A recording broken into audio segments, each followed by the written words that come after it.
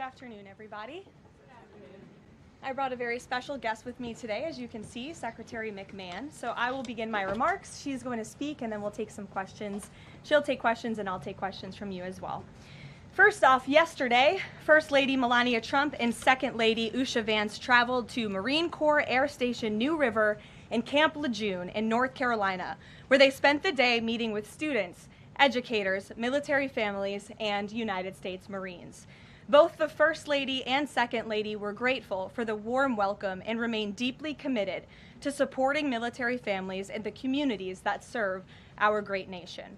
May God bless all of them. In economic news, the September jobs report showed the American economy remains strong, with 119,000 new jobs added, more than double expectations. These gains came after the summer passage of President Trump's historic tax cuts and multiple big trade deals with countries around the world. In particular, construction jobs surged by 19,000 in September, the largest monthly gain in a year. Nearly all of this solid monthly job growth came from the private sector and went to Americans rather than foreign-born workers, the opposite of what we saw under the previous administration. Inflation also remains under control, and wages are up by 3.8% over the year for American workers because of President Trump's pro-growth policies. In fact, real wages are on pace to increase roughly $1,200 for the average worker this year under President Trump. This is a complete reversal of the failed Biden era, when we saw inflation skyrocket to 9%. Causing private sector workers to see their wages decline by approximately $3,000. We know that Americans are still hurting from the 4-decade high inflation caused by Joe Biden and the Democrats, but President Trump is making significant progress to fix this, and he will not stop working until he solves it. As the president recently stated, he is never satisfied. For example, President Trump's policies are working to make Americans' Thanksgiving more affordable this year, from their commute to the dinner table. Nearly 100 million Americans are expected to drive next week to spend time with loved ones for the holiday. And thanks to President Trump's drill baby drill agenda, the national average price of a gallon of gas on Thanksgiving Day is projected to be at the cheapest price since the COVID pandemic in 2021. President Trump is bringing down gas prices and providing significant savings to American families at the pump. And again, we expect those prices to continue to decline. According to the American Farm Bureau Federation's annual survey, cooking Thanksgiving dinner will also cost less this year than it did last year and is down about 5% overall. The average price for a staple of the meal, a 16-pound frozen turkey, is down more than 16% from last year, which will provide critical savings for families and their budgets. President Trump's entire economic agenda is aimed at putting more money back into the pockets of hardworking Americans. That's why he signed the largest middle tax cuts in history into law, from no tax on overtime, no tax on tips, to no tax on Social Security. And according to a new study from Piper Sandler, which is out this week, tax filers can expect an extra $1,000 bump to their tax refund next year, and what could be a record-breaking tax refund season. So there is more good news to come. We know these refunds will make a huge difference for Americans to help pay down their bills and use towards life's expenses. In other news this week, President Trump took a significant step toward delivering on a core campaign promise to finally close the Department of Education. To shrink the bloated federal bureaucracy, the Department of Education just entered into new interagency agreements with 4 agencies: the Departments of Labor, Interior, Health and Human Services, and State. These agencies will now ensure the delivery of legally required programs while also refocusing them to better serve students. This common sense action brings the Trump administration much closer to finally returning education where it belongs, at the state and local level, not in Washington, D.C. The Democrats' reckless 43-day government shutdown did manage to do one valuable thing. It proved that America does not need a federal Department of Education. During the longest shutdown in history, the Department of Education furloughed 90% of its staff, and America's education system was not impacted whatsoever. Schools stayed fully open across the country. Students attended class and received normal in-person instruction, and our wonderful teachers received their paychecks uninterrupted. The Democrats' government shutdown made it painfully obvious that American families do not need the Department of Education. Since its creation in 1979 during the Carter administration, the Department of Ed has spent over $3 trillion taxpayer dollars without improving student achievement. Despite pure pupil spending having increased by more than 245% since the 1970s, math and reading scores are down in public schools. In fact, the most recent Nation's Report Card from 2024 showed that 13-year-olds' math scores are the lowest they've been in decades, and their reading scores are the lowest since testing began more than 30 years ago. It's clear that throwing more money at a broken system does not work, and that's why President Trump appointed the amazing leader behind me, our Secretary of Education, Linda McMahon, who is making these monumental changes at the direction of the president. We're very grateful to have you here today to talk about these changes and then take some questions. Hopefully folks in this room will have some questions on the very important topic of education. So please, Mrs. Secretary. Thank you. Thank you very much, Caroline. It's really a pleasure to be here with you today, and thank all of you for being here as well. My purpose here is to speak directly to the American families, not just you, but to the American families, about the work this administration is doing in education to reverse our national decline with a hard reset of our educational system. That reset was a top campaign promise from President Trump to send education back to the states and end Washington's micromanagement of education once and for all. This week we took the most decisive steps thus far to make good on this promise to you. We have linked 6 groundbreaking partnerships with other federal agencies to delegate education department programs that are redundant with existing programs at Labor, State, Interior, and HHS. These interagency agreements to cut our own bureaucratic bloat are a key step in our efforts to shift educational authority from Washington, D.C. to your state education agency, your local superintendent, your local school board, entities that are accountable to you, and we encourage parents to always be involved. Cutting federal bureaucracy is never a popular move among D.C. insiders. A chorus of anti-Trump voices have come out of the woodwork to complain that we are defunding education, harming students, or acting without a plan.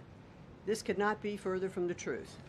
The majority of Americans across the country handed to President Trump the popular vote precisely because they have seen the brokenness of a top-down education system run by the federal government. They're painfully aware that only 3 out of 10 students can read proficiently at their grade level.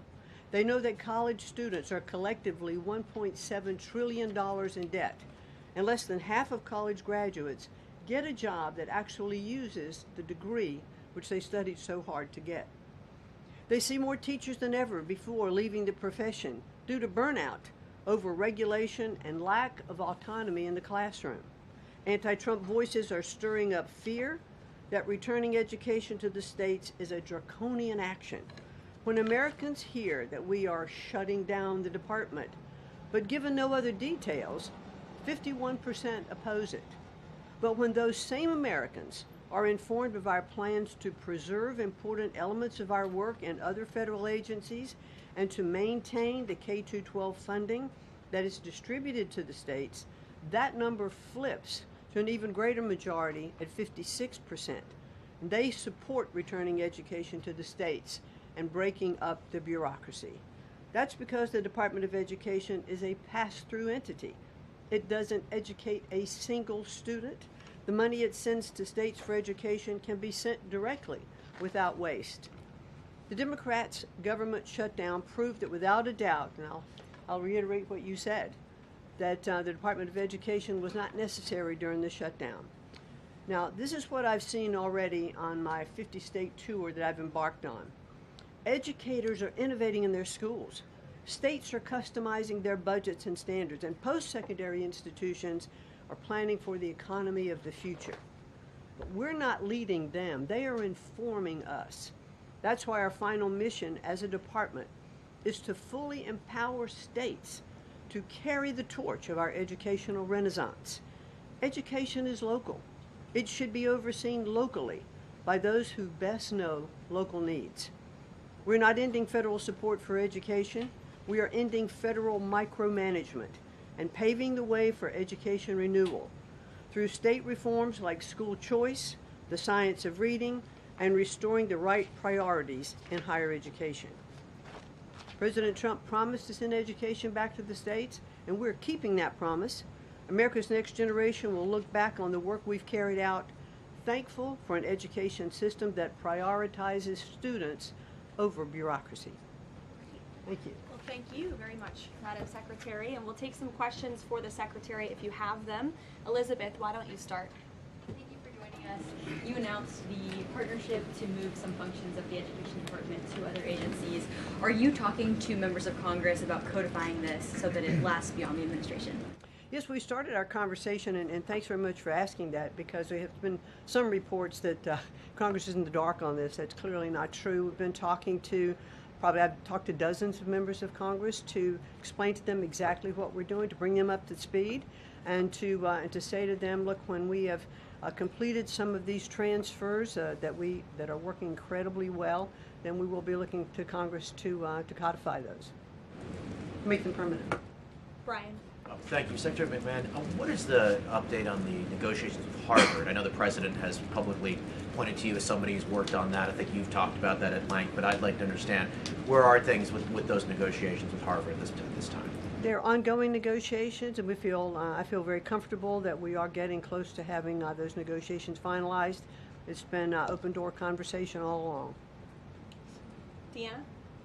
Hello, Mrs. Secretary. The President recently posted about establishing a federal standard for AI. Do you know if the administration has a view on the use of AI for students in schools? And Karoline, do you know if the President personally uses AI? I don't think so. You can handle that I've never one. witnessed it, so I can't attest to that.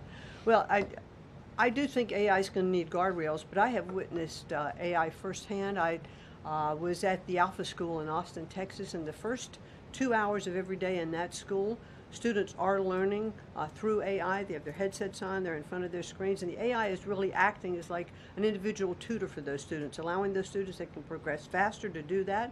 Those who need a little catch up, it refeeds information to them. And so after those 2 hours of learning, the basics of what they're doing in their curriculum that day, then they spend the rest of the day, I mean, they have good recess and all of that time, but then they spend the rest of the day in what are called life skills, and they're actually using the information that they've learned this morning.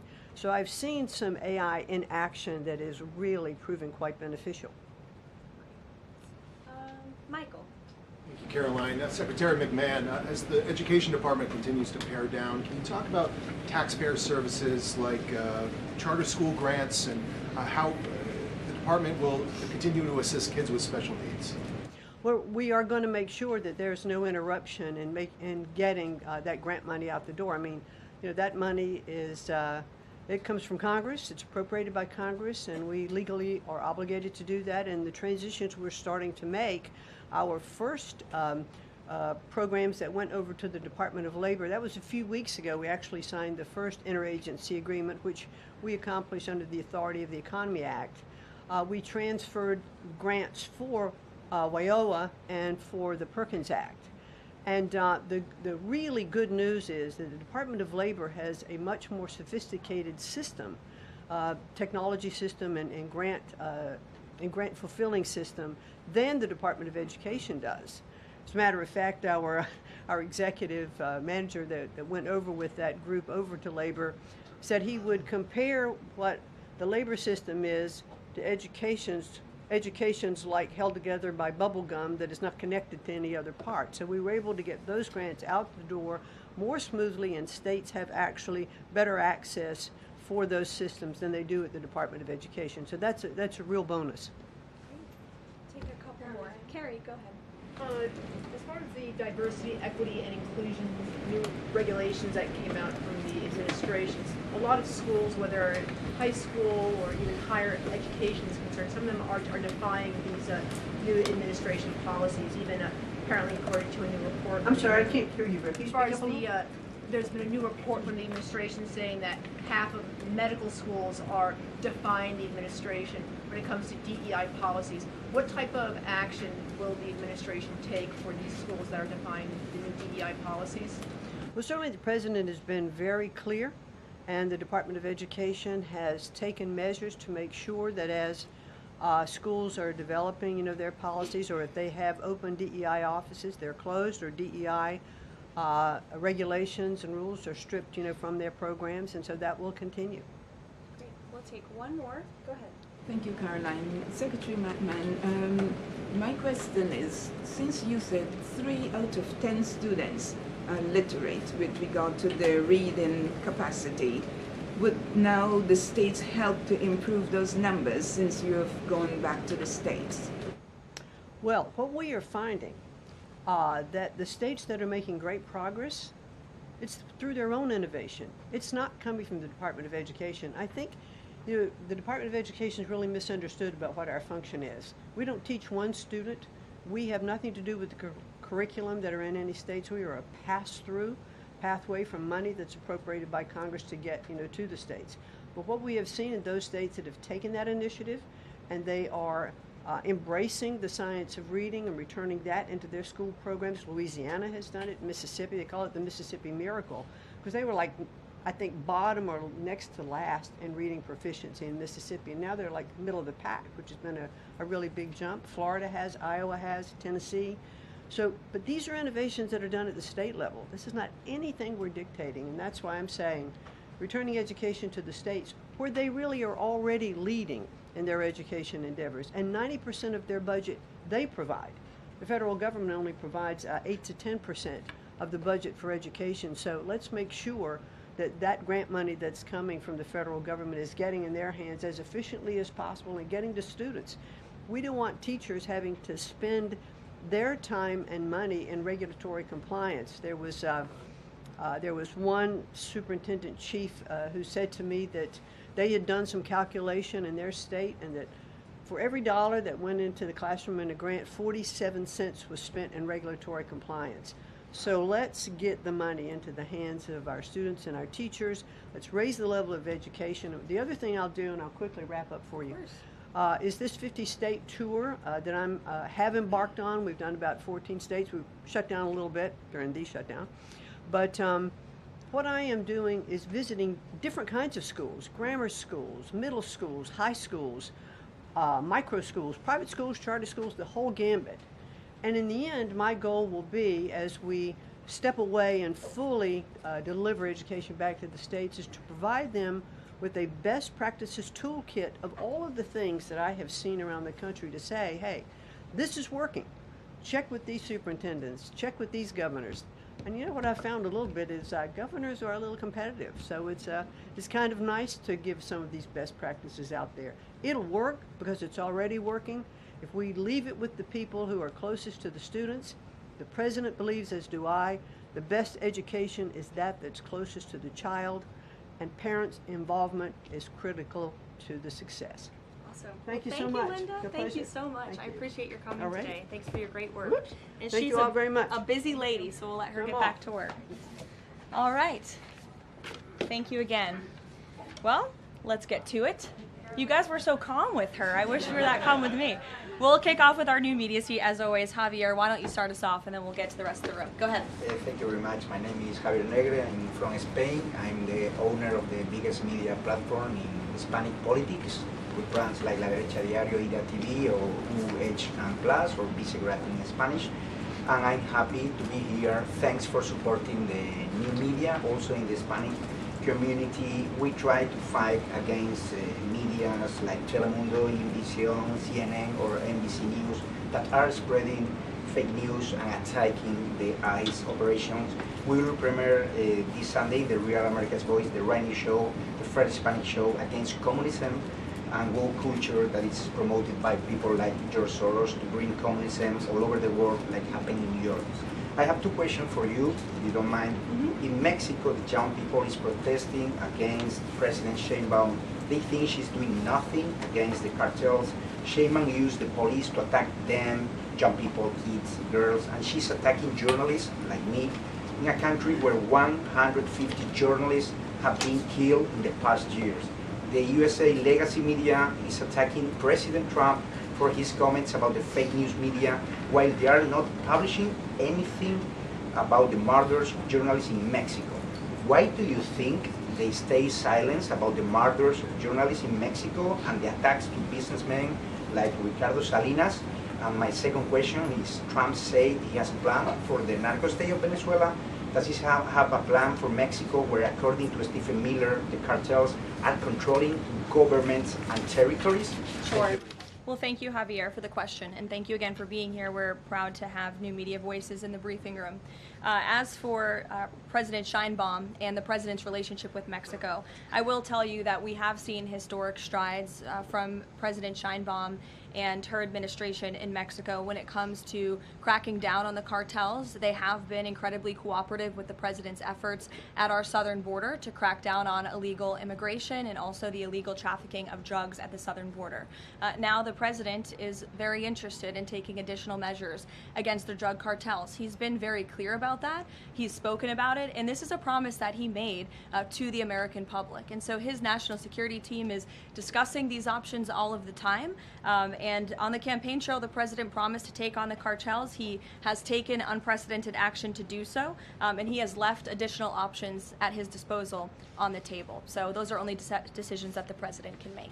Thank you. What about the silence of the legacy media about the murders of journalists in Mexico? 150 journalists have been killed in the past years. Yeah, well, it's certainly something I wish the media would report on more, and it's something that this administration absolutely condemns. I can't speak for the media, but I can speak for the president.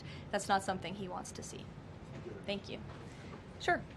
Hi, thank you, Caroline. Is there anything that Mayor-elect Mamdani could say tomorrow that would ease the president's concerns about his future leadership in New York? Look, I don't want to speak for the president or get ahead of this meeting that we are currently working on tomorrow. As you saw, the president put out a statement tomorrow that the mayor-elect will be coming to the Oval Office, and so our teams are arranging those details.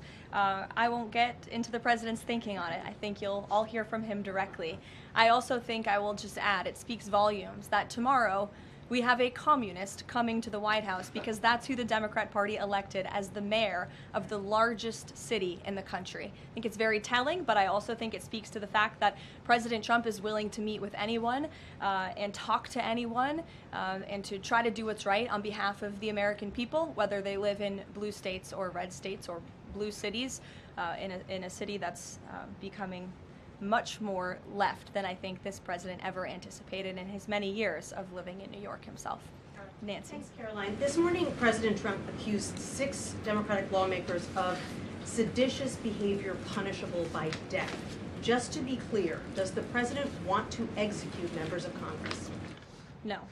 Let's be clear about what the president is responding to, because many in this room want to talk about the president's response, but not what brought the president to responding in this way. You have sitting members of the United States Congress who conspired together to orchestrate a video message to members of the United States military, to active duty service members, to members of the national security apparatus, encouraging them to defy the president's lawful orders. The sanctity of our military rests on the chain of command. And if that chain of command is broken, it can lead to people getting killed. It can lead to chaos. And that's what these members of Congress who swore an oath to abide by the Constitution are essentially encouraging. We have 1.3 active duty service members in this country. And if they hear this radical message from sitting members of Congress, that could inspire chaos, and it could incite violence, and it certainly could disrupt the chain of command. These 3 members of Congress, I will also add, knew exactly what they were doing. You look at Alyssa Slotkin. She's a former member of the CIA. Mark Kelly was a captain in the U.S. Navy. Maggie Goodlander was a naval officer, and notably, she is also the wife of Joe Biden's national security former advisor, Jake Sullivan. And so these members knew what they were doing. They were leading into their credentials as former members of our military, as veterans, as former members of the national security apparatus to signal to people serving under this commander-in-chief, Donald Trump, that you can defy him and you can betray your oath of office. That is a very, very dangerous message, and it perhaps is punishable by law. I'm not a lawyer. I'll leave that to the Department of Justice and the Department of War to decide. But the president has Chris, go frequently, ahead. but Caroline, can I just follow up? The president and the vice president, for that matter, have accused the other side of encouraging political violence. Isn't that exactly what the president is doing when he says that members of Congress should be killed? Why aren't you talking about what these members of Congress are doing to encourage and incite violence? They are literally saying to 1.3 million active duty service members not to defy the chain of command, not to follow lawful orders. Actually, Every they said single you can refuse an illegal order, which but is they in are uniform but code they're of military suggesting justice. they're suggesting, Nancy, that the president has given illegal orders, which he has not. Every single order that is given to this United States military by this commander-in-chief and through this chain of command, through the Secretary of War, is lawful. And the courts have proven that. This administration has an unparalleled record at the Supreme Court because we are following the laws. We don't defy court orders. We do things by the books. And to suggest and encourage that active duty service members defy the chain of command is a very dangerous thing for sitting members of Congress to do. And they should be held accountable, and that's what the president wants to see. Phil. Thank you. Ambassador Mike Huckabee had a meeting with Jonathan Pollard, a former U.S. citizen who was convicted and spent 3 decades in jail for selling state secrets to Israel. Did the White House know that that meeting was going to happen? Does the administration condone it? The White House was not aware of that meeting, but the president stands by our ambassador, Mike Huckabee, and all that he's doing for the United States and Israel. You said that the president was going to do what was right for U.S. citizens, regardless of whether they lived in blue or red states. I'm curious if there's any chance in tomorrow's meeting with Mayor-elect Mamdani that he will be able to convince the president to abandon that promise to cut off federal funding to New York City. Look, Phil, we'll see how the meeting goes tomorrow, and I'll let the president speak for himself. Natalie. Thank you, Caroline. What did the president mean when he called reporter piggy? Look, the president is very frank and honest with everyone in this room. You've all seen it yourself. You've all experienced it yourselves, and I think it's one of the many reasons that the American people reelected this president, because of his frankness. And he calls out fake news when he sees it. He gets frustrated with reporters when you lie about him, when you spread fake news about him and his administration. But he also is the most transparent president in history, and he gives all of you in this room, as you all know, unprecedented access. You are in the Oval Office almost every day asking the president questions. And so I think the president being frank and open and honest to your faces rather than hiding behind your backs is frankly a lot more respectful than what you saw in the last administration, where you had a president who lied to your face and then didn't speak to you for weeks and hid upstairs and didn't take your questions. So I think everyone in this room should appreciate the frankness and the openness that you get from President Trump on a near daily basis. And Go ahead. As a follow-up, Yes. The Go Washington ahead. Post just Go ahead. reported that the Coast Guard has I'm stopped calling considering- on Bloomberg. Go ahead. Caroline, thank you. 2 questions for you. The New York Times is reporting that the administration is now sending a U.S. official to the G20.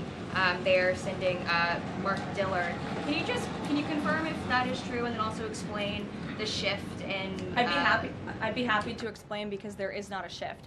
The United States is not participating in official talks at the G20 in South Africa. I saw the South African president running his mouth a little bit against the United States and the president of the United States earlier today, and that language is not appreciated by the president or his team.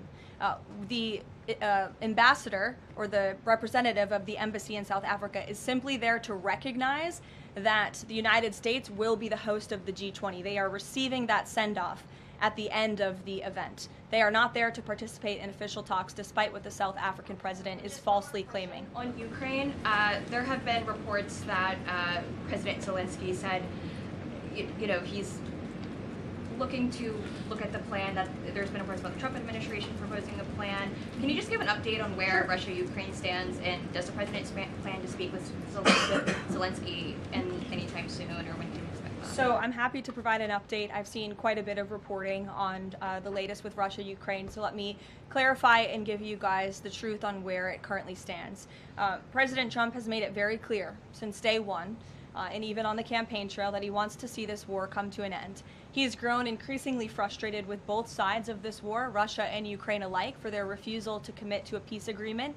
But nevertheless, the president and his national security team are steadfast in seeing this war come to an end, to end the killing and deliver on the president's promise. Special Envoy Witkoff, Marco Rubio, have been working on a plan quietly for about the last month.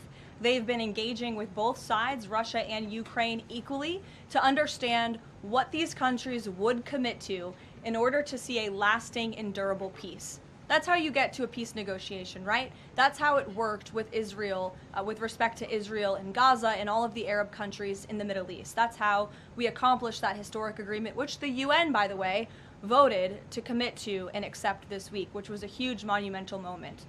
So they have been engaged with both sides, and these talks are continuing. As always, I'm not going to litigate the details of this plan as it's ongoing and it's in flux, but the president supports this plan. It's a good plan for both Russia and Ukraine, and we believe that it should be acceptable to both sides, and we're working very hard to get it done. And I'll also add, I know Secretary Driscoll did meet with President Zelensky today. We spoke with him. He was very optimistic following that meeting, and so again, we are having good conversations with both sides with respect to ending this war.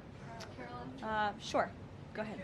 On Ukraine, you said this is a good plan. So according to our sources, this proposal demands major concessions from Ukraine and doesn't demand much from Russia. So was Russia involved in drafting Your this? understanding is wrong. Have you read the full plan? You haven't. Sources said. Yes. So if you can give details, maybe. You've read reporting from one side of the war, and so I want you to understand that the administration has talked equally with both sides. You have seen President Trump engage directly with both President Putin and President Zelensky. Likewise, his national security team has as well. In fact, Special Envoy Witkoff and Secretary Rubio met with some of the Ukrainians just in the past week to discuss this very plan. And so just like you saw with respect to Israel and Gaza, we are hearing out both sides of this war to understand what can you commit to end the war. And that's ultimately how we are going to get to an agreeable solution. That's what the president has directed of his team. I know there's a lot of criticism out there and a lot of doubters, but I would just remind you of the historic success that this president and his team accomplished in the Middle East. We believe that is possible with Russia and Ukraine, and we're hoping and working very hard to achieve that. Stephen. Could you provide a little more context on what to expect tomorrow with the Mamdani meeting? Will it be in the Oval Office, or is it going to be open at least partially to the press? I don't have any more details to read out for you on the meeting quite yet, Stephen. I know it's of great interest to you and the New York Post, but we'll keep, maybe if it opens, we can commit to letting you in. Sure, go ahead. Thank you, Caroline. It came up yesterday during a confirmation hearing for the president's pick to lead the CFTC that the CFTC currently has 0 Democrat commissioners, whereas usually it's had 2 or more.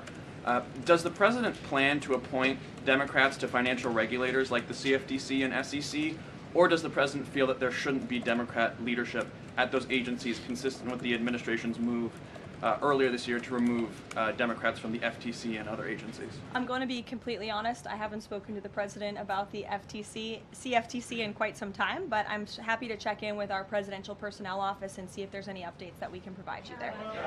Sure. Thank you, Caroline. Last week on Fox News, President Trump said that we've had a lot of problems with the French. How would you describe the current relationship between France and the U.S.? Look, the relationship remains very strong. President Trump speaks quite frequently with Emmanuel Macron. I think they have a good working relationship. But the president is not shy to point out when he has disagreements with world leaders as well. And he's done that with respect to Mr. Macron as well. Deanna, go ahead. Caroline, there are reports that Qatar is acting as a mediator in the Ukraine peace process. Can you confirm that, and why did the president choose that country? I'm not going to get into further details other than what I previously shared, which I think was quite a bit of information. Brian? Thank you, Caroline. 2 questions. We were talking about 4 earlier in this briefing about the president's orders. You were going back and forth about what the ad said and what it didn't say. My first question is... The ad? The advertisement that the Senate Democrats were featured in. So my first question is, no matter what the order is, it could be to any administration official, military or otherwise, no matter if legal experts might think it's illegal. Does the president expect those cabinet members, administrative officials to go ahead with those orders regardless of any outside thinking or experts? The president expects his cabinet officials and the administration to follow the law and to demand accountability and hold people accountable for their dangerous rhetoric. And I would just add that if this were Republican members of Congress who were encouraging members of the military and members of our United States government to defy orders from the president and from the chain of command, this entire room would be up in arms. But instead, it is the other way around, and I think that's quite telling. I'm going to let you all go because the president, excuse me,